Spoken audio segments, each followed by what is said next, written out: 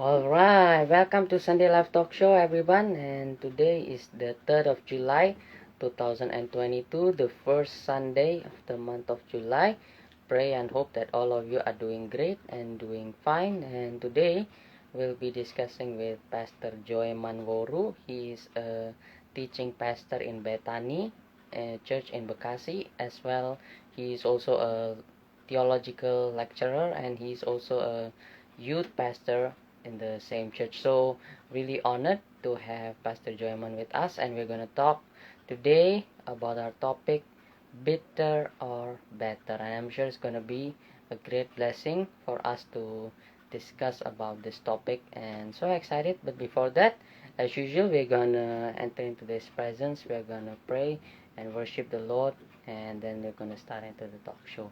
So let's prepare our hearts and let's enter into prayer.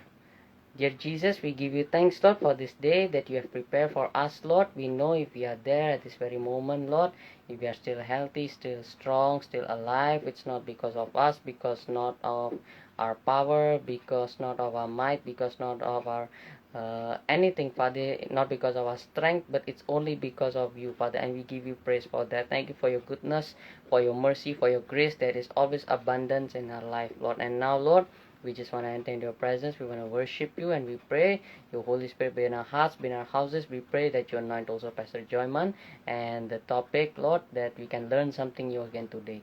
We surrender everything completely into your hands, Father. In your name we pray and give thanks. Amen. Haleluya. Mari kita persiapkan hati kita untuk menyembah Tuhan. Semua karena kemurahan Tuhan. Haleluya.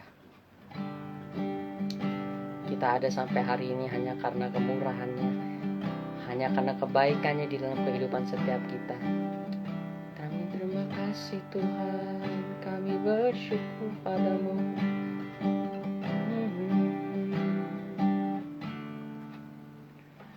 Kau hiasi kehidupanku dengan kemurahan-Mu. Kau rancangkan masa depanku penuh dengan harapan. Aku ada saat ini, semuanya karena kasih-Mu. Aku hidup hari ini, semua berkat kemurahan-Mu. Terima kasih Yesus, Engkau sangat baik, teramat baik bagiku. Kau hiasi kehidupanku dengan kemurahan-Mu.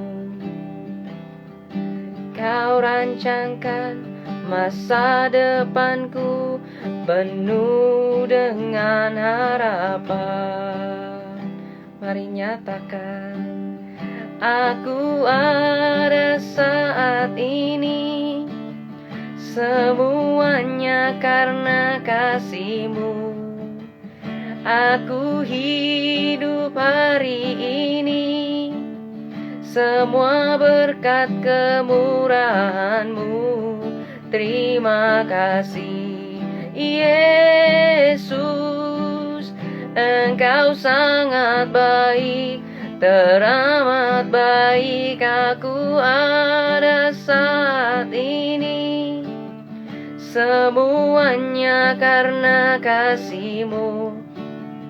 Aku hidup hari ini, semua berkat kemurahan-Mu.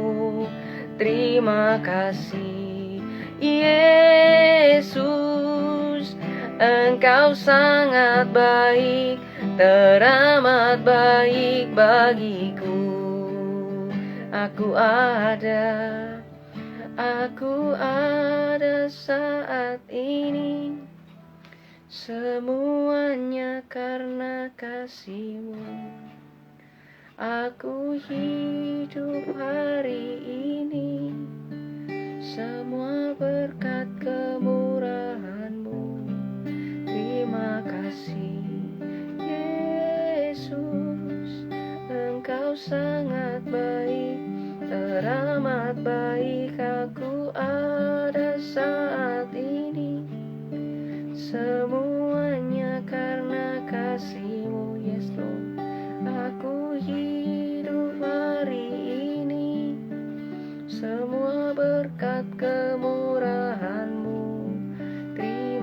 kasih. Yesus, Engkau sangat baik, teramat baik bagiku. Aku ada saat ini, semuanya karena kasih-Mu. Aku hidup hari ini, semua berkat kemurahan-Mu. Terima kasih Yesus, Engkau sangat baik, teramat baik bagiku. Terima kasih Tuhan, kami bersyukur padamu, bersyukur buat kebaikan-Mu. Kami berterima kasih. Syaralabayaralamaya sandaramu. Terima kasih buat kemurahan-Mu, buat kebaikan-Mu. Kami bersyukur Tuhan, kami berterima kasih buat kasih-Mu Tuhan. Ya ralarabayase, haleluya, haleluya. Terima kasih Tuhan, betapa besar kasih pengampunan-Mu Tuhan. Tak Kau pandang hina hati yang hancur.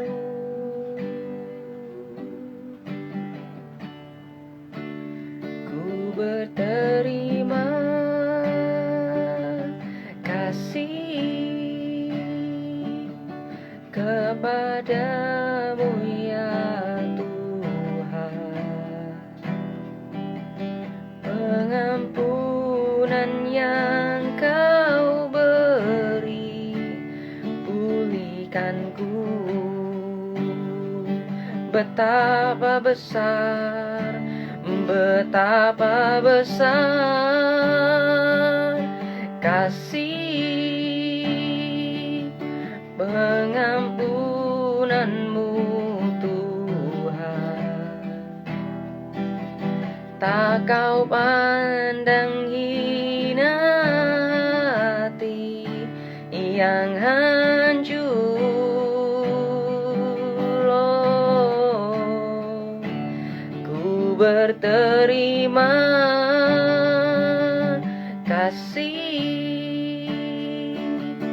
kepadamu ya Tuhan. Pengampunan yang Kau beri, pulihkanku. Terima kasih Tuhan. Sejauh timur dari barat, Engkau membuang dosaku. Tiada Kau ingat lagi pelanggaranku.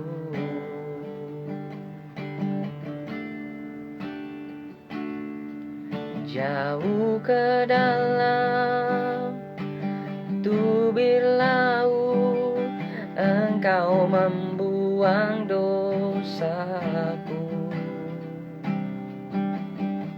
Tiada Kau perhitungkan kesalahanku. Betapa besar, betapa besar kasih pengampunan-Mu Tuhan. Tak Kau pandang hina hati yang hancur. Oh, berterima kasih kepadamu ya Tuhan, pengampunan yang Kau beri, pulihkanku, betapa besar kasih, betapa besar kasih.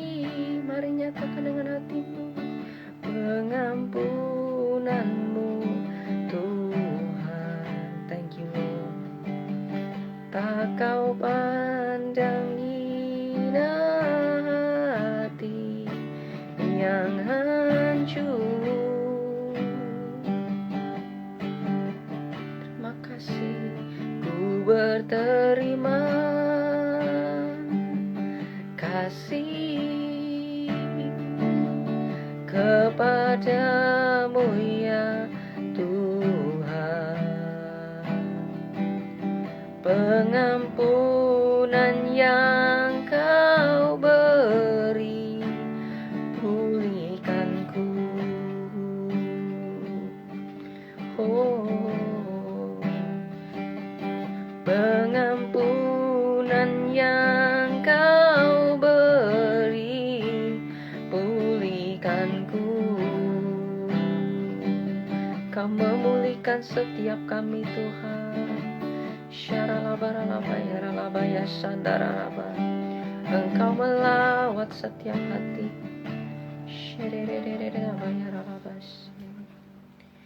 Alright everyone, I think we're gonna send the invitation to Pastor Joyman so that he's gonna be notified and can join us in the live video tonight, so we can start discussing about the talk show and start discussing about the topic that will be a blessing for all of us. And I pray and believe that we're gonna learn something new again today.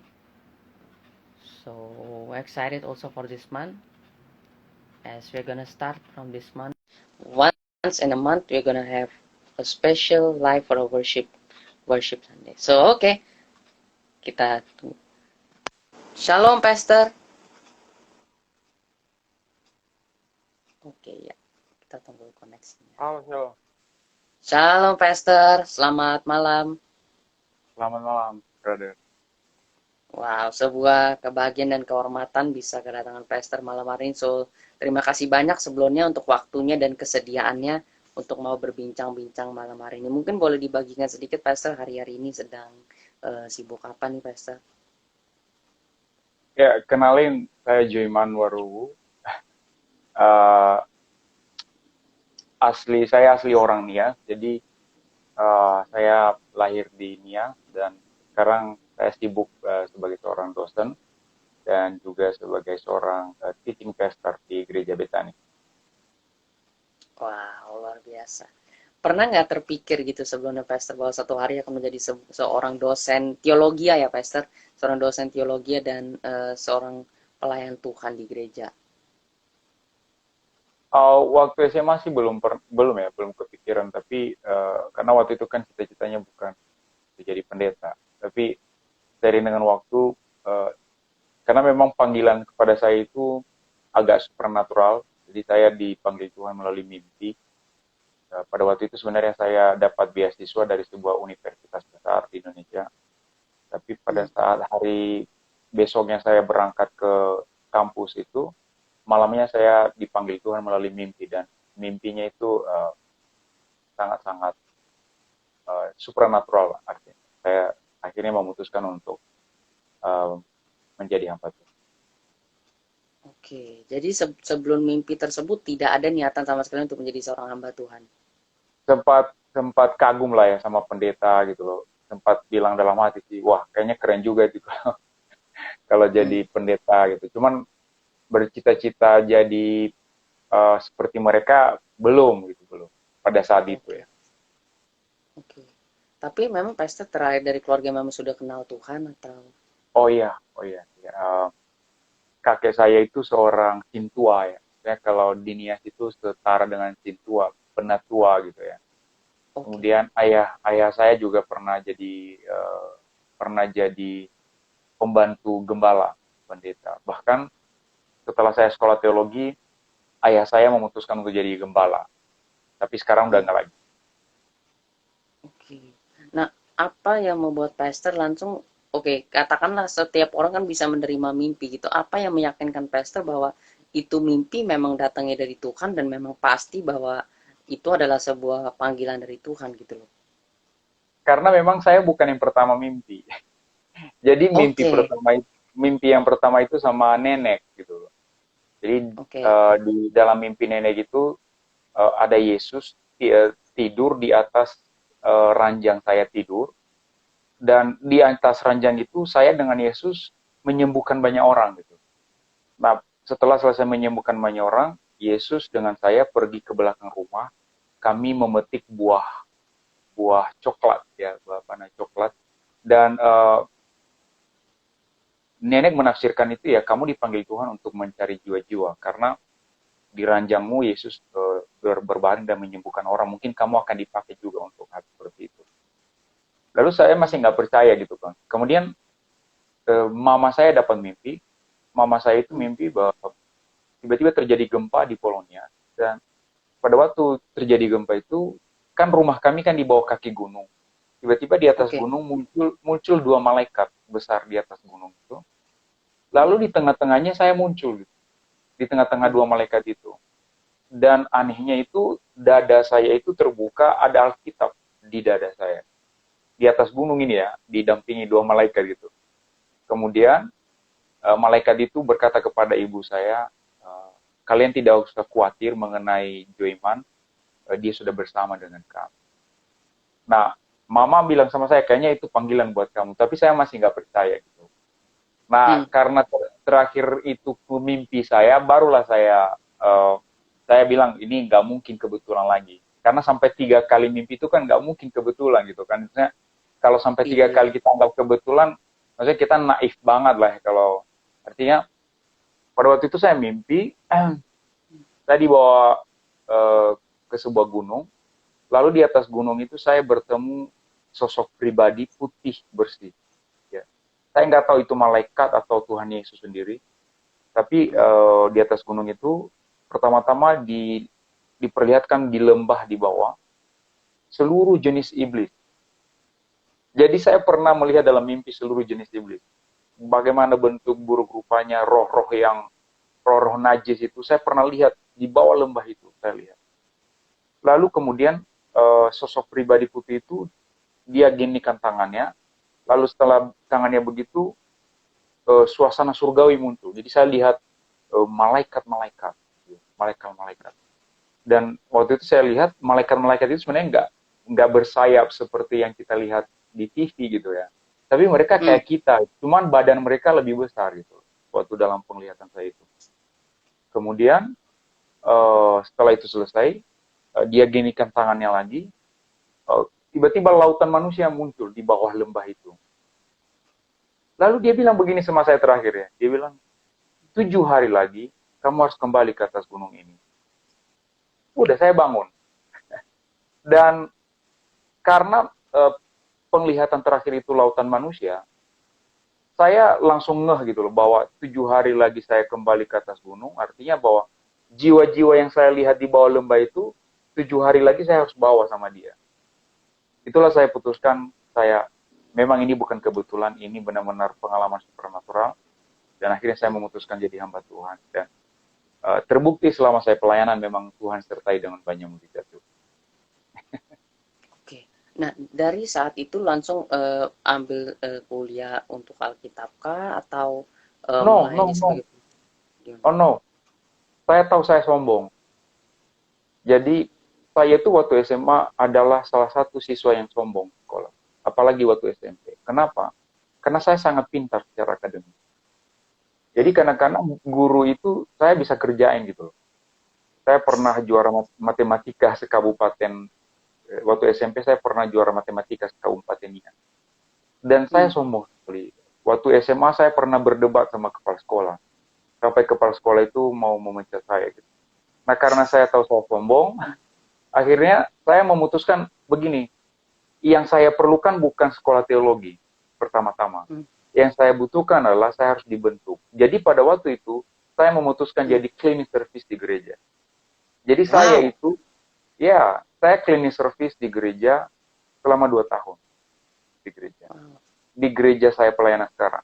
Jadi, kenapa? Karena, jadi bayangin ya, Raj ya, saya dari orang yang tadinya bisa kuliah di universitas yang terbaik, tiba-tiba jadi cleaning service. Itu kan nggak masuk akal sebenarnya. Tapi itu Iya, iya, cara iya, Tuhan. berbanding jauh. Iya, tapi justru waktu saya jadi cleaning service itulah saya akhirnya dibentuk karakternya gitu loh. Benar-benar Hmm. dibentuk. Saya benar-benar keset di situ, disuruh-suruh, dimarah-marahin, dan saya terlatih untuk tidak marah, tidak emosi. Jadi pada waktu saya Wow. dimarahin, misalnya contoh, saya belajar sabar. Jadi kesombongan saya, ego saya itu benar-benar dikikis habis di situ. Wow. Jadi pesan saya buat teman-teman yang mendengar ini, kalau kamu mau jadi pendeta atau jadi hamba Tuhan, yang pertama-tama kamu butuhkan bukan teori, bukan teologi. Yang pertama-tama kamu butuhkan itu adalah pembentukan karakter. Betul. Yes, yes sih, betul. Ya. Wow. Nah, Oke. jadi setelah itu kan saya cleaning service, kemudian saya diangkat jadi sekretariat gereja. Nah, pada waktu Hmm. saya jadi angkat jadi sekretariat gereja, disitulah saya akhirnya, kan ada pemasukan lah, ada uang masuk ya. Akhirnya saya Hmm. memutuskan untuk sekolah teologi. Dan saya menyelesaikan sekolah teologi S1 di tahun 2014, dan kemudian tahun 2016 saya menyelesaikan S2, dan setelah itu saya jadi dosen sampai sekarang. Begitu, Rat. Wow. Oke, setelah menyelesaikan sekolah teologi, kemudian apakah hanya terdiam kemudian langsung menjadi seorang hamba Tuhan di gereja yang berkhotbah atau eh, masih jadi sekretariat atau bagaimana? Oh ya, setelah jadi dosen ya, otomatis di gereja saya nggak sekretariat lagi. Di gereja itu saya hanya sebagai teaching pastor, jadi pendeta khusus pengajaran. Hmm. Kemudian saya juga worship leader, meskipun sekarang itu Oh. saya tidak terlalu sering worship leader ya. Hmm. Saya sampai hari ini tetap worship leader karena meskipun pelayanan saya sudah, maksudnya diundang beberapa gereja, agak banyak gereja mengundang saya, tapi saya tetap mau jadi worship leader di gereja. Kenapa? Karena saya sekali lagi mau melatih maksudnya jangan sampai saya sombong gitu loh. Saya melatih kerendahan hati. Jadi saya itu di gereja pun hal-hal kecil saya masih bisa bantu gitu loh. Karena beberapa hamba Tuhan ketika pelayanan yang sudah besar, sudah luas, biasanya itu nggak mau digembalakan ya, nggak mau ada otoritas di atasnya, dan akhirnya melahirkan Hmm. keangkuhan. Nah, saya belajar dari situ, maka saya tetap mau digembalakan di gereja. Saya mau jadi Hmm. worship leader, terus saya mau jadi sekarang youth pastor juga kepada anak-anak muda.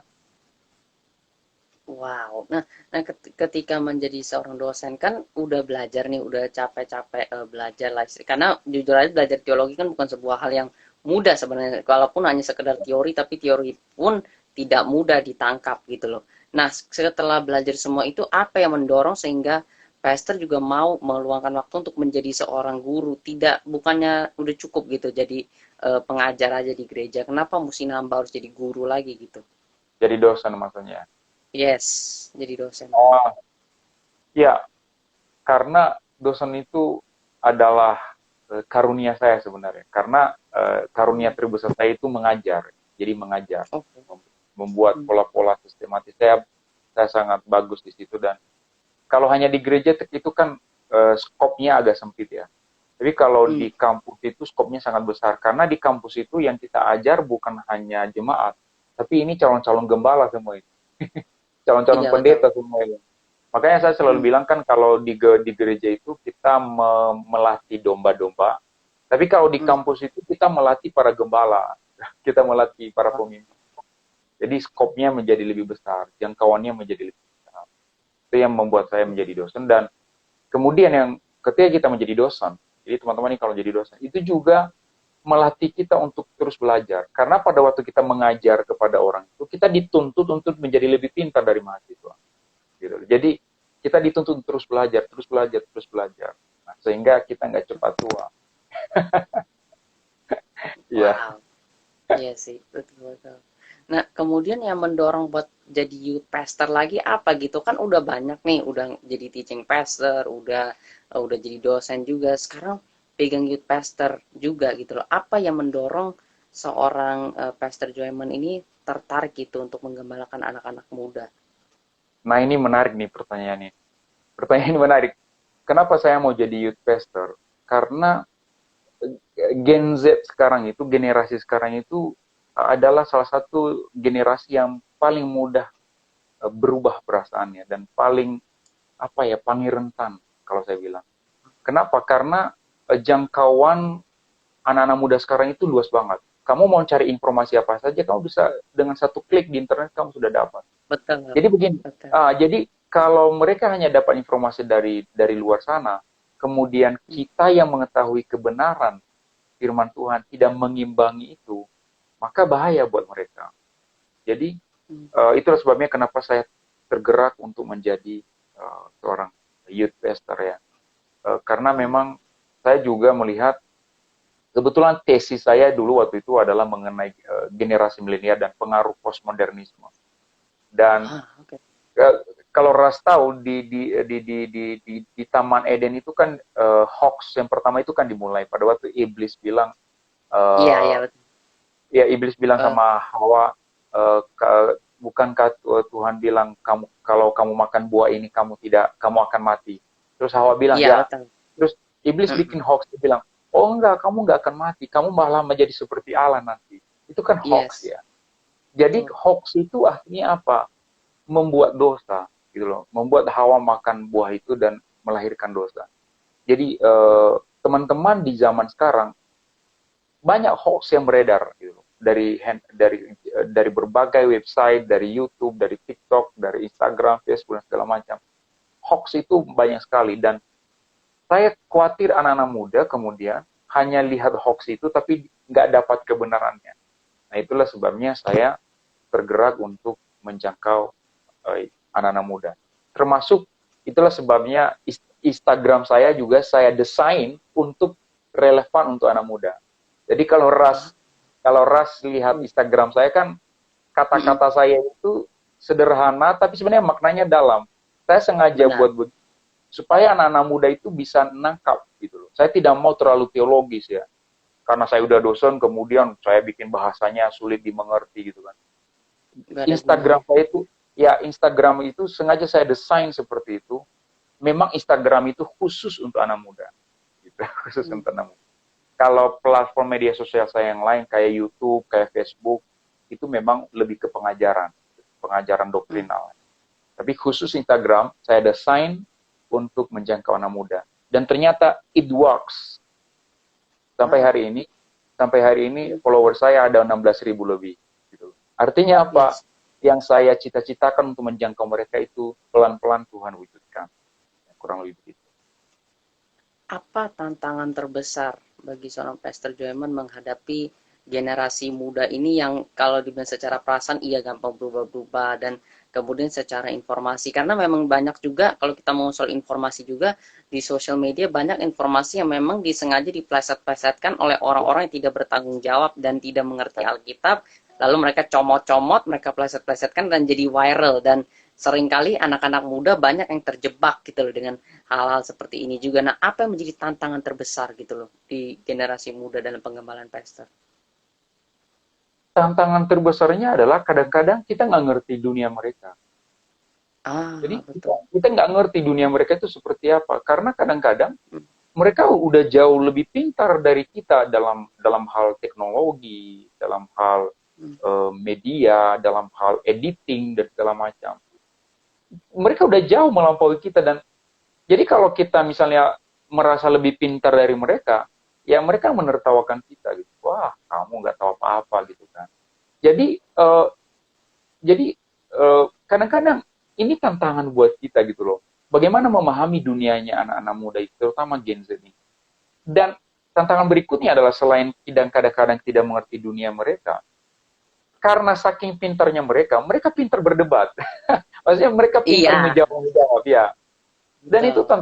tantangan banget ya, tantangan banget. Artinya begini loh, kayak kami para pastor dituntut untuk mengerti teknologi, untuk setidaknya menyamai anak-anak itu. Dunia kita sama gitu loh. Kita jangan sampai dunia kita itu gap-nya terlalu jauh. Karena kalau gap-nya terlalu jauh, lu mau ngomong apa sama mereka, mereka nggak peduli. Lu dari dunia lain, lu alien, kamu alien. Gitu. Saya nggak ngerti bahasamu. Tapi kalau kita misalnya ngerti dunia mereka, maka gap itu akan dipersempit. Maka para pastor tuntutannya itu tinggi sekali.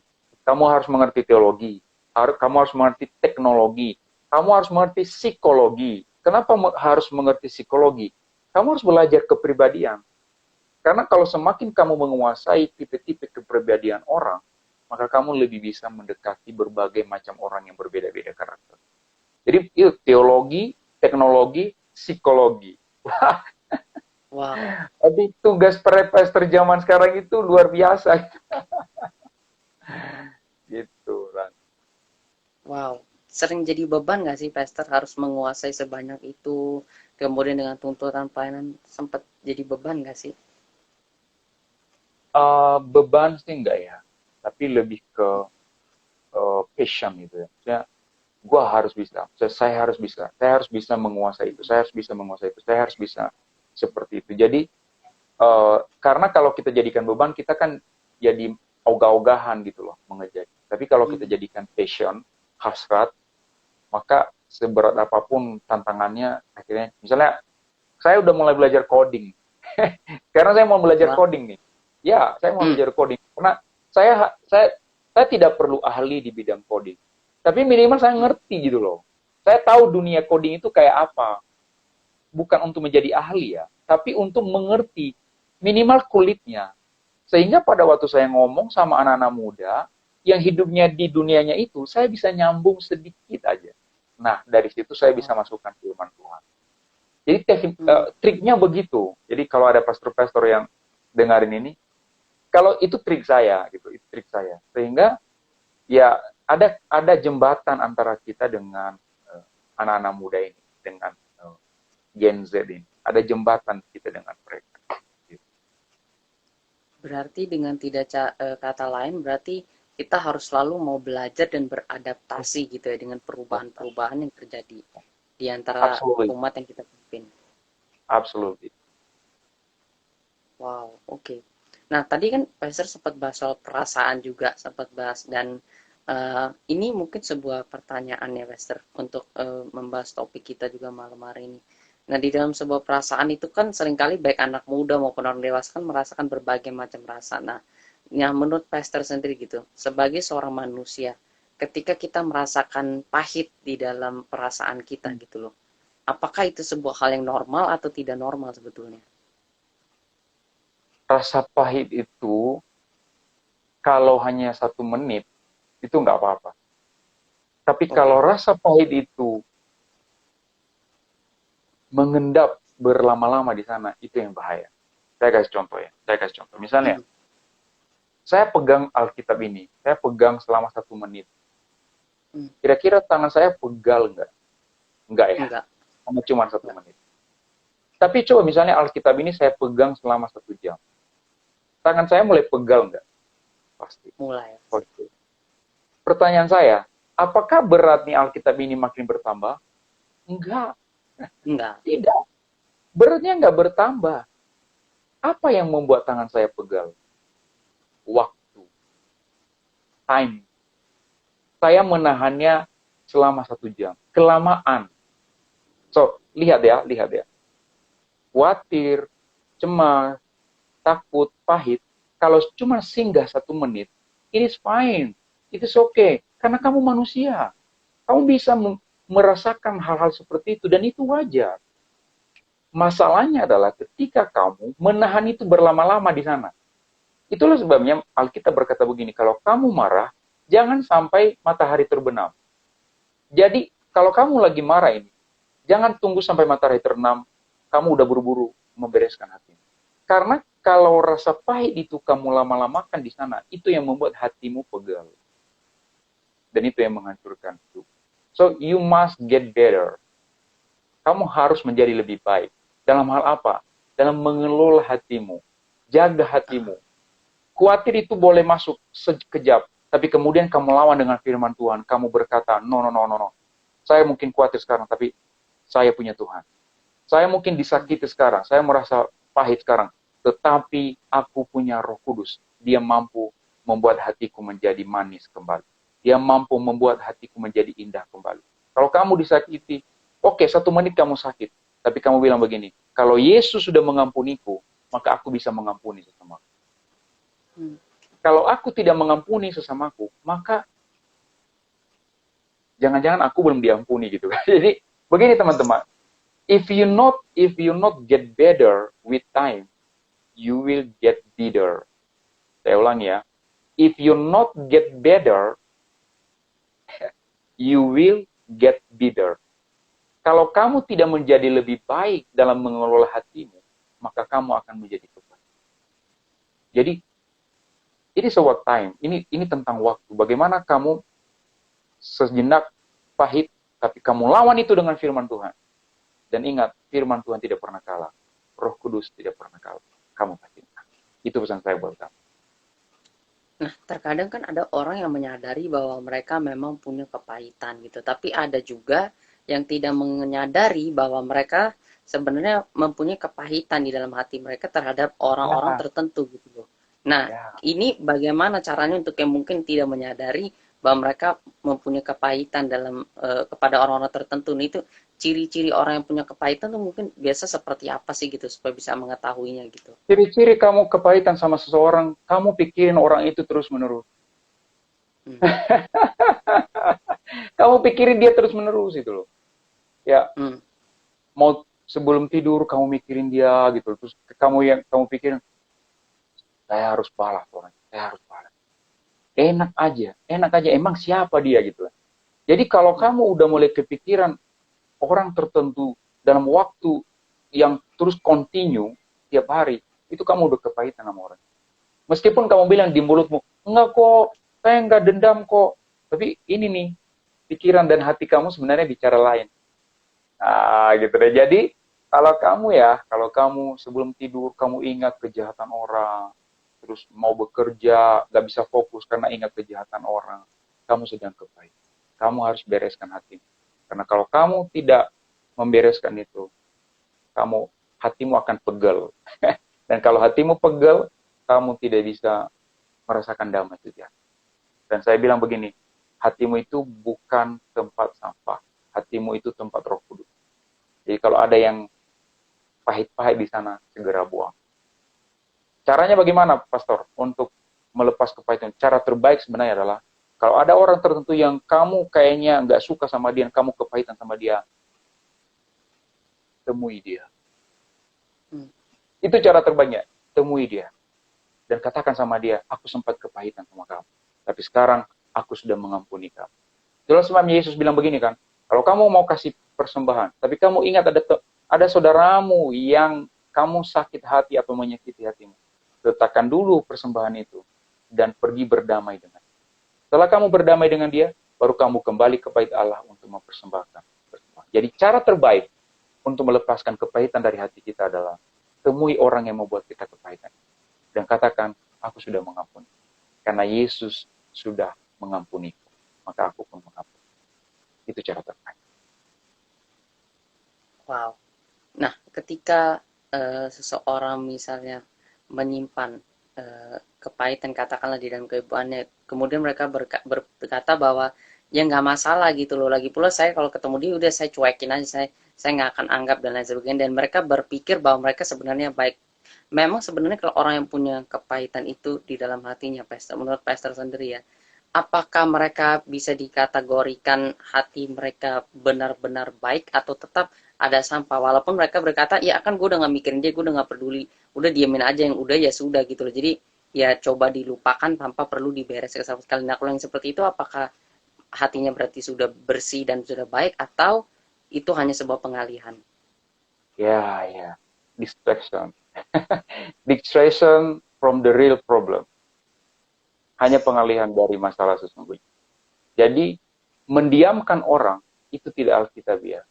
Kenapa? Karena Alkitab memberi kita perintah. Dalam Ibrani pasal 12 ayat 14, dia bilang begini, berusahalah hidup damai dengan semua orang. Dan kejarlah kekudusan. Sebab tanpa kekudusan, tidak seorang pun akan melihat Tuhan. Tanpa kekudusan, tidak seorang pun akan melihat Tuhan. Bagaimana kita menjaga kekudusan? Dengan cara kita berusaha berdamai dengan semua orang. Jadi, mendiamkan orang itu tidak alkitabiah. Itu egois. Itu filsafat dunia. Ya, filsafat dunia. Kalau filsafat dunia kan bilang begini, mungkin aku tidak berdamai denganmu, tapi yang penting aku tidak ngurusin hidup. Itu filsafat. Nah, ya. Itu filsafat dunia. Alkitab berkata begini, kamu harus berdamai. Kamu harus mengusahakan hidup berdamai dengan semua orang. Karena tanpa hidup berdamai dengan orang di sekitar kita nggak bisa hidup dalam kekudusan. Kenapa? Karena hati kita nggak tenang. Kalau misalnya hati kita tidak kudus, maka firman Tuhan katakan, kita tidak bisa melihat Tuhan. Nah, itulah sebabnya di ayat yang berikutnya, ayat 15, dia bilang begini, jagalah supaya jangan ada seorang pun menjauhkan diri dari kasih karunia Allah. Agar jangan tumbuh akar yang pahit. Agar jangan tumbuh akar yang pahit yang menimbulkan kerusuhan dan mencemarkan banyak orang. Perhatikan teman-teman ya. Kalau kamu tidak hidup berdamai dengan orang, maka akan timbul akar pahit. Kenapa? Karena kamu berusaha menjauhkan diri dari kasih karunia Allah.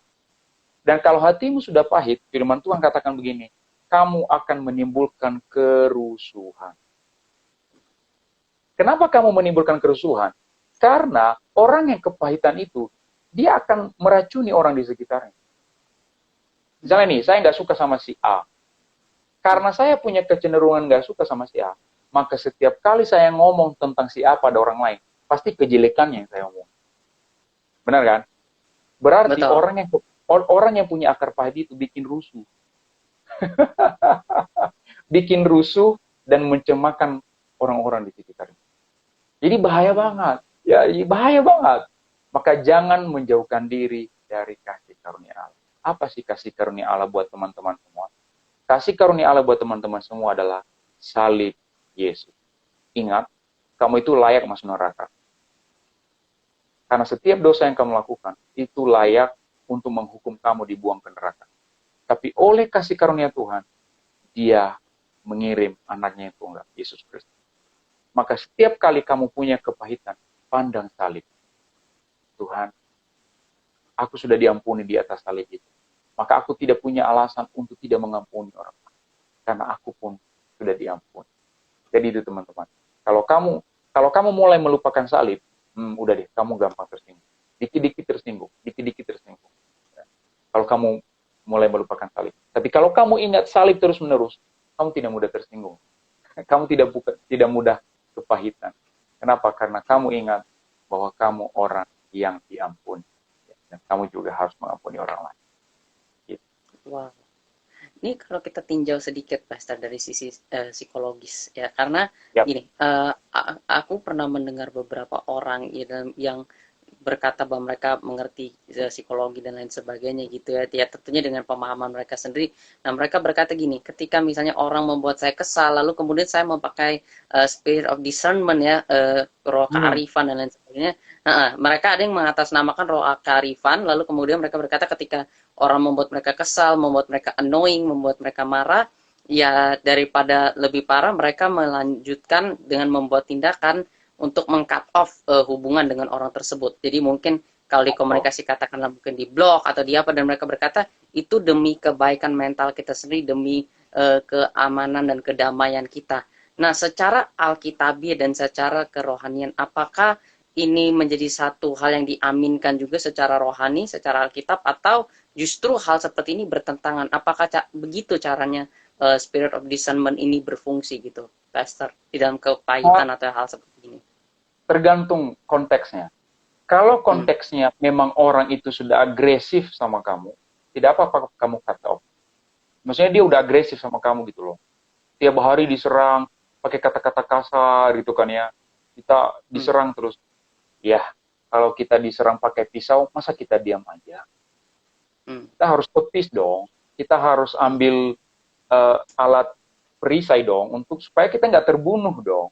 Itu wajar Hmm. karena orang yang menyerah kita itu agresif. Tapi kalau orang yang kita nggak suka itu sebenarnya nggak agresif, dia hanya pasif, kitanya aja yang nggak suka lihat dia gitu. Nah itu yang jadi masalah gitu. Itu yang jadi masalah. Hmm. Nah kebiasaan cut off dan cancel culture ini ya, itu kan ini sekarang ada tren di antara generasi sekarang ya. Cut off, di orang tertentu di Iya, cut off. Ada iya orang betul. tertentu yang di cancel. Ya kayak Hmm. di dunia film Hollywood kan kalau ada artis yang kemudian misalnya dia nggak dukung LGBT, dia tidak dukung aborsi, maka dari Hollywood itu langsung di cut off itu, langsung di cancel. Benar. Ya. Ya. Karena dari itu kultur sekarang dan itu sudah menjamah anak-anak muda. Jadi Hmm. kalau dia tersinggung sama orang, dia bilang cut off, cancel. Gitu. Nah Nah, teman-teman, terlalu mudah. terlalu mudah. Makanya aku bilang tadi, tergantung konteksnya. Kalau orang itu udah agresif sama kamu, dia udah agresif menyerang kamu, gak apa-apa, blokir. It is good for your soul. Karena dia sudah agresif. Tapi kalau dia pasif, tapi kamu lihat dia, kamu langsung nggak suka, kamu nggak nyaman, yang berarti yang bermasalah kamunya. Gitu. Kamunya, hatimu belum beres. Nah itu yang saya bilang, bereskan hatimu. Jadi pertanyaan ras itu tadi tergantung konteksnya. Kalau dia agresif, nggak apa-apa cut off. Tapi kalau dia tidak agresif, maka kamu yang harus diperbaiki.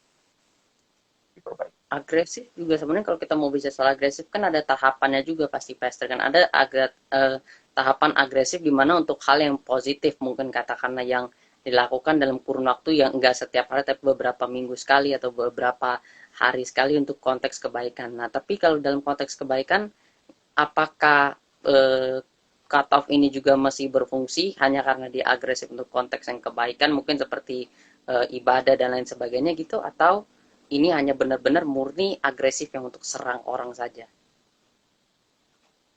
Uh, Kalau agresif dalam bentuk positif kan bagus malah ya. Misalnya Hmm. uh, kamu berzina misalnya. Hmm. Ini teman-teman yang dengar ini, misalnya kamu membuat dosa zina. Terus teman kamu tiap hari diingatin, jangan jangan berzina lagi ya, jangan berdosa lagi. Itu kan dia agresif, tapi kan untuk kebaikan kamu. Hmm. Masa kamu bilang dalam hati, udah saya blokir aja daripada dia ingatin saya untuk tidak berdosa lagi. Berarti yang bermasalah kamunya, gitu loh. Atau misalnya diingatin terus, ayo ibadah, ayo ibadah, ayo ibadah. Itu kan agresif yang sifatnya positif. Nah, saya rasa untuk cut off untuk hal-hal seperti itu lebay sih ya, menurut saya lebay karena eh, tujuannya kan untuk kebaikan. Oke. Nah, kalau kita berbalik lagi ke konteks kepahitan, Pastor, apa ciri-ciri orang yang apa namanya masih mempunyai kepahitan di dalam kehidupannya secara nyata gitu bahkan sampai hari ini dan seberapa parahnya kehidupannya bisa terganggu karena kepahitan itu. Ciri-cirinya gampang banget. Kita ngomongin orang. Hmm. Coba aku tanya sama Ras, kalau kamu punya teman baik, Hmm. kira-kira kamu suka ngomongin kejelekannya di hadapan temanmu yang lain nggak? Ya Pasti enggak lah enggak. pasti. Karena kamu sayang sama dia, gitu, sama teman baik. Yes. Demikian misalnya kalau aku punya istri, aku nggak mungkin kejelekan istriku aku umbar-umbar kan sama orang lain. Nah, siapa yang paling mungkin saya omongin adalah orang yang saya nggak suka. Jadi Hmm. salah satu ciri orang yang kepahitan itu adalah suka ngomongin orang. Gitu. Karena yang dia mikirin terus gitu loh, mikirin terus. Akhirnya psikologinya terganggu, psikologisnya terganggu maksudnya. Jadi keadaan Hmm. jiwanya terganggu. Sehingga coba deh fokusnya ke Yesus gitu kan. Ingat kebaikan Tuhan yang sudah menebus kamu di atas kayu salib. Ingat kebaikan Tuhan yang sudah menolong kamu. Ingat itu. Gak usah ingat-ingat kejelekan orang dan kejahatan orang. Maka hatimu akan lebih dipenuhi dengan damai sejahtera. secara psikologis, selain secara psikologis, adakah sektor lain yang bisa dihancurkan oleh kepahitan itu sendiri, Pastor, di dalam kehidupan pribadi seseorang yang memelihara kepahitan itu? Absolutely. Dia bisa menghancurkan spiritualitas kamu juga. Karena kalau kamu kepahitan, kamu nggak bisa berbuah. Sementara kamu kan harus berbuah. Hmm, Adik-adikmu harus bisa menikmati buahmu. betul. Mama papamu harus bisa menikmati buahmu. Temanmu di kantor harus bisa menikmati buahmu. Orang di pinggir jalan yang kamu ketemu di stasiun kereta harus bisa menikmati buahmu. Tapi kalau kamu kepahitan, kamu nggak bisa berbuah. Kamu tidak fokus pada kebaikan. Kamu hanya fokus pada kejelekan. Dan kalau kamu kepahitan, bisa-bisa juga kamu mendowngrade diri kamu sendiri. Kamu menilai diri kamu itu buruk. Kamu karena kalau kita negatif sama orang itu sebenarnya bisa berbalik menyerang kita gitu. Akhirnya kita jadi punya mindset negatif juga tentang diri kita. Akhirnya apa? Secara spiritual kamu nggak bisa berbuah. Ya, begitu. Jadi aku nggak bisa makan buah dari pohonmu. Padahal firman Tuhan bilang begini loh, orang yang ditanam benih firman Tuhan dan di hatinya tumbuh subur, dia akan berbuah 30, 60, bahkan 100 kali lipat. Wow. Artinya apa? Kebaikanmu harus bisa dinikmati oleh banyak orang. Termasuk musuhmu sekalipun. Tapi kalau kamu kepahitan, kamu secara spiritual nggak bisa berbuah. Itu bahaya. Wow. Oke, mungkin pertanyaan terakhir, Pastor. Apakah ada pesan-pesan yang ingin Pastor sampaikan untuk mereka yang mungkin suka masih menyimpan kepahitan, atau mungkin masih menyimpan kepahitan cuma bingung cara untuk memulai untuk melepaskannya karena sangat sulit bagi mereka, mungkin terlalu terlalu sakit gitu rasa lukanya untuk melepaskan pengampunan itu atau melepaskan kepahitan itu, karena ya memang kan dalam keadaan tahap tertentu ya memang ada yang cukup sulit dan yang seperti itu gitu. Apakah ada pesan-pesan tertentu yang Pastor sampaikan? Cara mudahnya adalah kamu ingat siapa kamu dulu. Kamu dulu sebelum kenal Yesus, kamu adalah pendosa, kamu layak dibuang ke neraka. Tapi oleh kasih karunia Tuhan, kamu memperoleh pengampunan. Seberapapun besar dosamu, ya, apapun dosamu, Tuhan menerima kamu apa adanya. Dan dia berkata, marilah kepadaku yang letih lesu dan berbeban berat. Aku akan memberi kelegaan kepadamu. Dan ketika kamu datang sama Yesus, dia mengampuni kamu. Maka ingat kamu yang dulu itu. Ingat kebaikan Tuhan sama kamu. Maka sekarang, kalau orang menyakiti kamu, kamu lebih bisa mengampuni mereka dengan mengingat kasih karunia Tuhan itu. Dan kamu bisa berkata begini loh, ampuni mereka Bapa, karena mereka tidak tahu apa yang mereka lakukan. Kenapa teman-teman? Karena kadang-kadang begini, orang itu dikuasai oleh pikiran jahat karena dia belum mengenal kebenaran. Itulah sebabnya firman Tuhan berkata, musuh utama kita bukan darah dan daging. Jadi musuh kita itu bukan sesama kita. Firman Tuhan berkata dalam Efesus pasal 6, musuh kita itu adalah penghulu-penghulu di udara, roh-roh jahat penghulu di udara. Jadi orang-orang itu kadang-kadang dikuasai oleh roh kegelapan. Sehingga hidupnya itu memang ditujukan untuk menyakiti kamu. Gitu ya. Tetapi begini, pada waktu ada orang yang menyakiti kamu seperti itu, kamu mendoakan dia, kamu bawa dia dalam doa, dan kamu berkata, ampuni dia Bapa, sebab dia tidak tahu apa yang dia lakukan. Dan kalau bisa, dia menjadi orang yang percaya kepada Yesus. Maka teman-teman ya guys, Tuhan, langkah terbaik yang lainnya adalah sering-sering baca firman Tuhan. Karena orang yang semakin banyak kebenaran dalam hidupnya, dia perbendaharaan hatinya itu semakin bersih. Yesus berkata begini, apa yang keluar dari mulut kita ini, keluar dari perbendaharaan hati kita. Jadi teman-teman guys Tuhan, cara terbaik untuk cara yang lain untuk menghancurkan kepahitan adalah sering-sering baca firman Tuhan. Dari firman Tuhan nanti kamu akan lihat bagaimana Tuhan mengampuni orang, bagaimana Yesus mengampuni orang yang menyakiti dia. Maka dari situ kamu bisa belajar untuk mengampuni orang lain. Ya. Dan saya percaya teman-teman, kamu pasti menang. Kamu pasti menang. Amen. Uh, Amen. Tidak ada kemenangan lebih besar daripada menang melawan dosa. Tidak ada. Menang melawan dosa itu jauh lebih besar daripada uang 1 miliar loh. Bagi saya ya. Bagi saya. Kamu boleh dapat uang 1 miliar, kaya sampai mati. Tapi mati masuk neraka. Saya nggak mau. Lebih baik saya hidup apa adanya, hidup secukupnya, hanya punya makanan, minuman, dan pakaian. Tapi dosa-dosa dalam diri saya itu dibereskan, termasuk kepahitan. Bagi kamu hari ini yang sedang kepahitan, aku pesan sama kamu, kamu pasti bisa menang. Bukan karena kamu kuat, tapi karena Yesus, Roh Kudus ada di dalam kamu. Dan itulah yang memenangkan peperangan itu buat kamu. Dan kalau kamu bisa menang terhadap kepahitan itu, maka kamu lebih dari orang yang mendapat uang 1 miliar. Dan kalau kamu nanti menang melawan dosa itu, termasuk misalnya dosa yang lain, ada yang misalnya kamu sekarang ini dosa pornografi, nggak bisa berhenti nonton film porno, nggak bisa berhenti hidup dalam seks bebas, nggak bisa berhenti dari segala macam dosa yang lain. Hari ini aku bilang sama kamu, kamu pasti menang.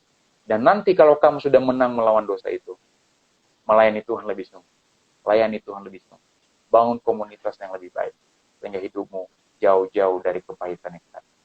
Itu saja pesan-pesan saya buat teman-teman. Tuhan memberkati. Wow.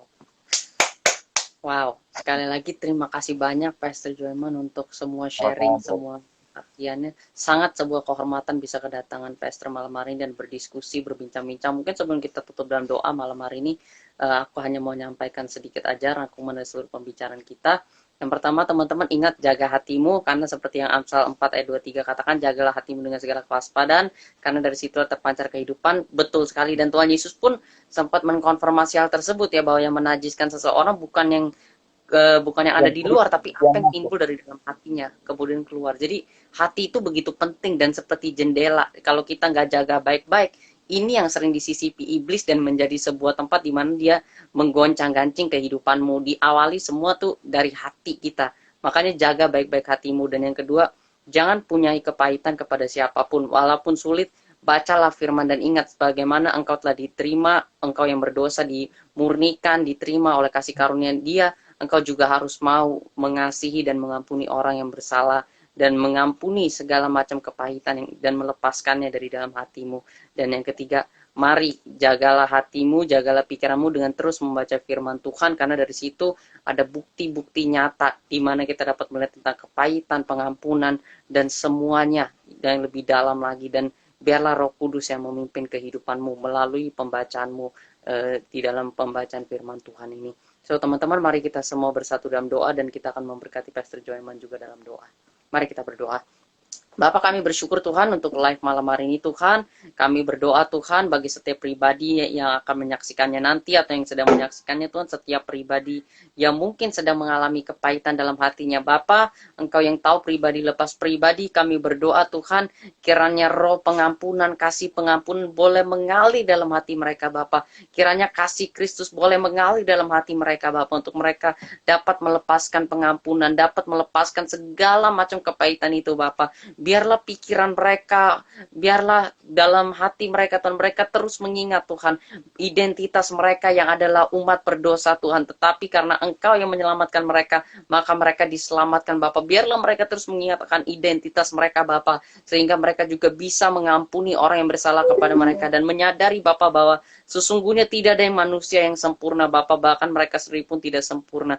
Tuhan, kami tahu tidak mudah untuk melepaskan pengampunan, tapi kami minta Roh Kudus memimpin kami, menolong kami, membantu kami untuk melepaskan pengampunan Tuhan bagi setiap orang yang telah menyakiti dan melukai setiap hati Bapa. Engkau memberikan kami kekuatan, kemampuan untuk melepaskan Tuhan segala macam kepahitan yang dalam hati pikiran kami Bapa.